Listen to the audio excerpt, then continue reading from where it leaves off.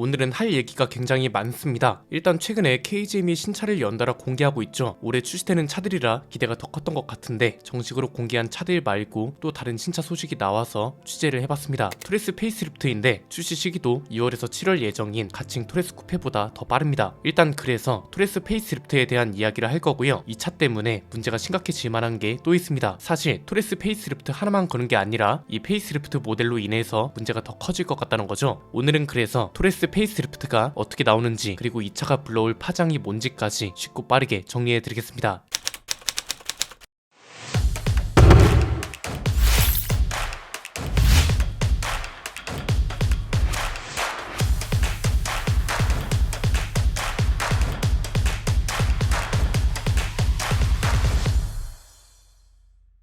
가칭 토레스 쿠페 기존에 알려진 건 6월인데 확인해보니 거의 7월쯤 돼야 출시될 것 같고요. 토레스 픽업 트럭은 하반기 출시인데 얘네보다 더 빠른 게 토레스 페이스리프트입니다. 뭐 아무 소식도 없어서 안 나오는 건가 싶었던 분들이 많을 겁니다. 그런데 토레스 페이스리프트는 올해 4월쯤 고객 인도가 시작될 거라고 합니다. 취재를 해보니까 흥미로운 포인트가 꽤 많았습니다. 일단 외관은 현행 모델과 거의 동일하게 유지될 거라고 합니다. 이건 뭐 요즘 트렌드에 맞게 잘 따라가고 있는 거라고 봅니다. 왜 처음 나왔을 때 디자인이 괜찮은 차들은 오히려 그 디자인을 페이스리프트 때도 거의 유지하잖아요. 요즘 나오는 BMW도 마찬가지고 지금은 단종됐지만 스팅어도 좋은 페이스리프트 사례로 남아있고 최근에는 투싼이나 제네시스 라인업들도 외관은 거의 유지하고 실내를 풀체인지 수준으로 바꿨죠. 토레스도 외관 디자인은 호평이 굉장히 많았고 지금도 도로에서 보면 꽤 괜찮아서 괜히 어설프게 바꾸는 것보단 지금 디자인을 유지하는 게 낫다고 판단한 것 같습니다. 자, 외관이 거의 그대로 유지되는 차들은 어디에 변화가 많다? 실내죠. BM도 그렇고 스팅어도 그렇고 최근에 나온 투싼, GV80, G80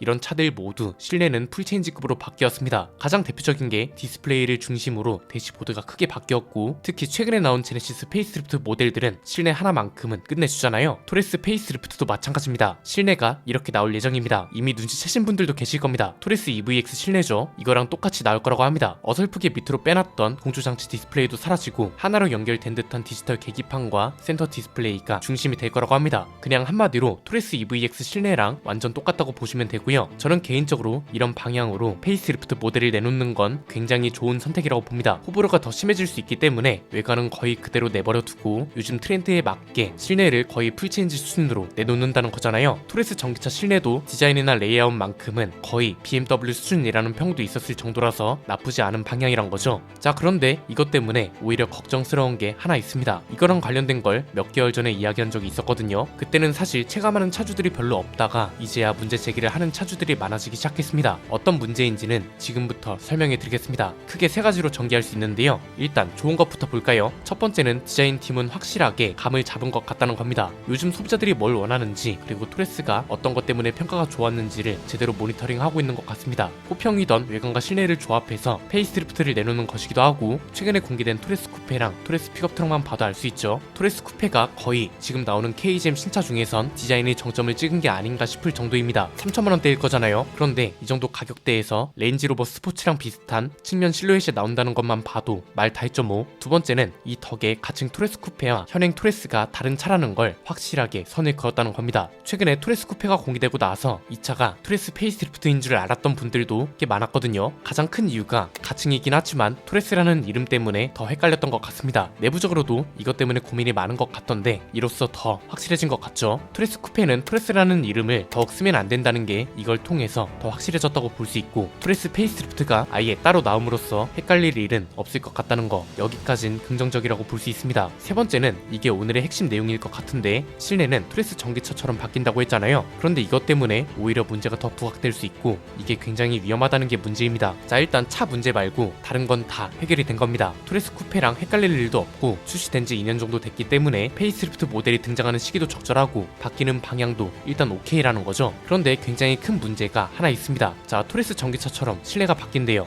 그럼 이건 무슨 말인가요? 비상등 버튼을 제외한 모든 버튼들이 디스플레이로 들어가 버린다는 거잖아요. 토레스 전기차도 보면 물리 버튼이 비상등 버튼 말고는 없단 말이죠. 그럼 이건 무슨 말인가요? 디스플레이 UI가 굉장히 쓰기 편해져야 하고 오류도 없어야 한다는 거겠죠. 그런데 지금 KGM 차들은 어떤가요? 그냥 토레스만 봐도 오류 투성이입니다. 어떤 오류가 있는지 그리고 이 오류가 점점 더 심각한 파장을 불러오는 이유, 자세한 이야기는 다음 영상에서 해보도록 하고요. 일단 지금 문제가 되고 있는 이유는 예상했던 그대로입니다. 토레스가 처음 나왔을 때 그리고 몇 개월 지났을 때도 뭐라고 말씀드렸나요? 지금까지는 괜찮다. 왜냐면 토레스 출시 자체가 굉장히 어려운 상황에서 이뤄졌고 그때는 응원해주는 사람들도 많았으니까요. 그런데 그 다음 신차들부터는 오류 같은 게 많으면 안 된다고 했죠. 왜냐면 그 다음 신차부터는 동정으로 바라보는 소비자들이 거의 없어지니까요. 차라는 건 수천만 원에 달하는 제품이고 수천만 원씩 주면서까지 오류 있는 걸 사고 싶진 않거든요. 토레스 때까지는 괜찮지만 그 다음 신차부터는 자잘한 오류도 납득할 수 있는 소비자들이 없을 거라고 했잖아요. 그럼 또 이런 얘기가 나올 겁니다. 야, 현대차는 괜찮냐? 현대차도 결함투성이인데 왜 KGM만 까냐? 실제로 이런 댓글들이 많이 달리기도 하던데 애초에 이걸로 오류를 합리화하는 것도 이해가 안 되고요. 진짜 100번 양보해서 오류가 있을 수 있다 치자고요. 그럼 그 오류를 고쳐주는 신용이라도 해야죠. 토레스가 지금 뭐 리콜을 한다거나 아니면 현대차처럼 무상 수리라도 해주나요? 안 해주죠. 지금 제일 심각한 게 전자장비 오류라고 봅니다. 그리고 그 오류도 너무 기본적인 것들이라 더 큰 문제가 된 거라고요. 말 그대로 기본적인 거, 예컨대 카플레이 연결이 30분 동안 4번 5번이나 끊기는 거, 이게 정말 고도의 기술을 요하는 것들이냐 이거죠. 저희가 받은 차만 그런 것도 아니고 다른 차들에서도 그런 문제가 나타나고 이걸 호소하는 차주들도 많습니다. 그럼 이건 연구 개발 과정에서 충분히 볼 수 있었던 오류란 건데 이건 못 잡은 게 아니라 안 잡고 출시했다는 소리밖에 안 되잖아요. 그리고 또 지금 미러링 기능이 추가된 지가 거의 1년이 다 되어 갑니다. 그런데 지금도 문제가 계속되고 있고요. UI도 뭐 개선이 되고 있는 건지도 모르겠습니다. 연구 개발 쪽에서 문제를 인지하고 있고 빠르게 해결해야 하는 걸 알기 때문에 해결되는 대로 연락을 준다더니 지금까지도 아무런 연락이 없었습니다. 심지어 지난번 영상에서도 이걸 언급했는데 그 뒤로도 연락이 없습니다. 그럼 이건 소비자들 입장에서 어떻게 해석을 해야 하냐 이겁니다. 지금 토레스 페이스리프트부터 이 문제가 더 부각될 수밖에 없는 게 디스플레이에 모든 게 들어갑니다. 그럼 디스플레이 UI가 굉장히 보기 편해져야 하는 건 기본이고요. 사용하기도 편해야 하고 오류도 적어야 합니다. 그래야 컴플레인이 안 생기는 건 당연한 거니까요. 그런데 UI가 개선이 됐는지 오류는 쉽게 잡혔는지 이런 걸 저희도 모르고 차주들도 모릅니다. 그럼 이건 뭐 오류가 있는 차라도 계속 타라는 거냐 이거죠. 누차 말씀드렸던 게 있습니다. 모든 제조사들이 그렇듯 똑같은 디스플레이와 시스템을 모든 차종이 돌려 쓰고 그럼 이건 판매량이 많아지면 많아질수록 그 문제를 겪는 사람이 많다는 소리거든요. 그럼 이 사람들은 다음 차로 KGM을 사고 싶어 할까요? 그리고 이런 소리를 들은 다른 차주들은 KGM으로 넘어오고 싶을까요? 심지어 뭐 너무 고도의 문제 해결을 바라는 것도 아닙니다. 지금 실내는 BM이랑 굉장히 비슷합니다. 뭐 아우디처럼 공조 장치를 별도의 디스플레이로 빼는 것도 아니고 이제는 아예 하나의 디스플레이에서 거의 모든 걸 처리해야 합니다. 오히려 BM보다 더 심각한 이유는 BM은 그래도 자주 쓰는 기능들은 디스플레이 밖으로 빼놨습니다. 그럼에도 BM은 계속해서 편리함을 고민한다고 생각되는 게 신형 UI가 도입된 지 얼마 안 됐는데 대규모 업데이트를 또 했습니다. 그래서 이제는 굳이 공조장치 메뉴를 들어가지 않아도 열선과 통풍 시트, 핸들 열선 이런 걸 조작할 수 있게 됐습니다. 디스플레이로 모든 걸 넣었을 때 생기는 문제점들을 개선하려는 노력이라도 한다는 거죠. 같은 업계면 이런 게 굉장히 도움이 됩니다. 브랜드마다 암묵적인 룰이 있습니다. 표절이 아니라 이걸 트렌드라고 인정하고 어느 순간부터 다른 제조사들도 그걸 따라가기 시작하죠. 이건 무슨 말이냐면 그냥 BM을 참고해도 거의 대부분을 해결할 수 있다는 소리입니다. 반대로 말하면 뭐다? 이건 다른 브랜드도 전혀 참고 안 한 결과물이란 거죠. 내부 사정이야 다를 수 있지만 소비자들이 받아들이는 건 결과물이기 때문에 대부분 이렇게 생각한다는 겁니다. 이게 그리고 문제란 거죠. 그냥 참고만 해도 알 수 있고 반영할 수 있는 걸 안 한 게 되는 거니까요. 이건 그 어떤 말로도 실드를 못 쳐줍니다. 그렇잖아요. 외관 디자인은 랜드로버를 적극적으로 참고한 것처럼 만들어 놓고 UI는 BM을 참고해서 못 만들 이유가 있냐 이겁니다. 마케팅도 잘 해놔, 디자인도 잘 해놔. 그런데 지금 이거 하나 때문에 잘 만들어둔 차를 다 망쳐놓으면 되나요? 이거 진짜 심각한 문제거든요. 이미 소비자들은 화가 나 있는 상태입니다. 그냥 제 주변에 토레스 타는 사람들한테만 물어봐도 좋은 소리 절대 안 나오고요. 토레스나 KGM 관련 영상을 올리잖아요. 무조건 관련 내용으로 댓글이 달립니다. 이 소리는 결국 그 정도로 문제들이 수면 위로 떠올랐다는 거고 그래서 심각하다는 거기 때문에 이 문제만 따로 다음 영상에서 자세히 다뤄드리겠습니다.